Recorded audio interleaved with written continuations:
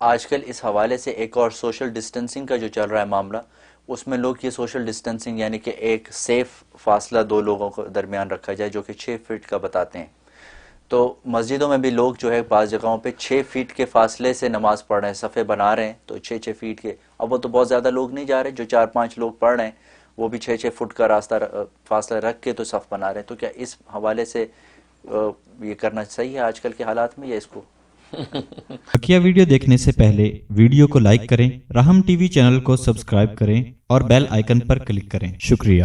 یہ بھی آپ نے اچھا سوال کیا.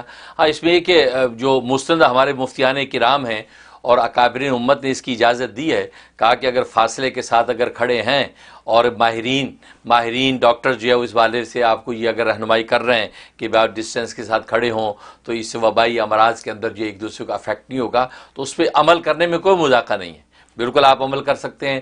لہٰذا جو بہت سے مسلم مفتیان نے اس کی اجازت دی ہے کہ آپ مسجد کے اندر بھی فاصلے کے ساتھ نماز پڑھ رہے ہیں تو کوئی مذاکرہ نہیں کر سکتے ہیں.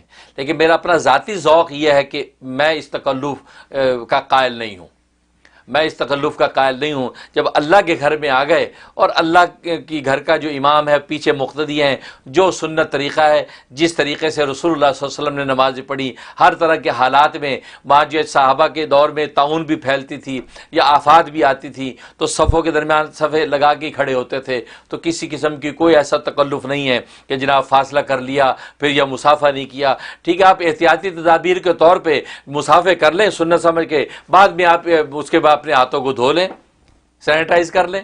لیکن یہ کہ آپ مسافہ بھی نہیں کر رہے ہیں اور ہاں مفتیان نے اجازت دی ہے اس کی کہ بھی آپ السلام علیکم کر لیں، مسافہ کرنا تو مستحب ہے، کوئی بات نہیں آپ مسافہ نہ کریں.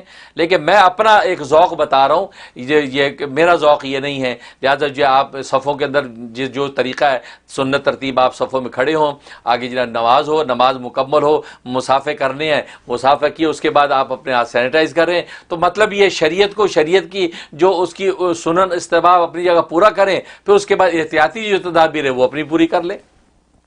تو میرا ذوق یہ ہے.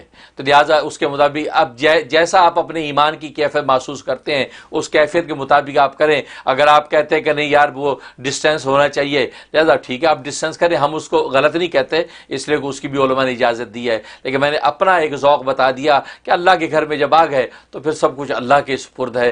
اللہ ہی ہمارا بالق اور خالق محافظ ہے. انشاءاللہ جہاں احتیاطی تدابیر کے طور پہ پہلے اپنا ہاتھ سینیٹائز کر لیں، بعد میں اپنے ہاتھ سینیٹائز کر لیں، تو اس میں کوئی مذاقہ نہیں ہے. تو لہٰذا دونوں طرح کے عمل کیے جا سکتے ہیں. اس میں بھی کوئی ڈیبیٹ کی ضرورت نہیں ہے کہ آپ خام خواہ ایک ڈیبیٹ میں پڑ جائیں. تو آپ اپنے ایمانی لیول، اپنی قلبی کیفیت کے مطابق شرح صدر کے ساتھ جس پر عمل ہو سکتا آپ کریں. دونوں عمل اللہ کے انشاءاللہ مقبول ہوں گے. بہت شکریہ حضرت.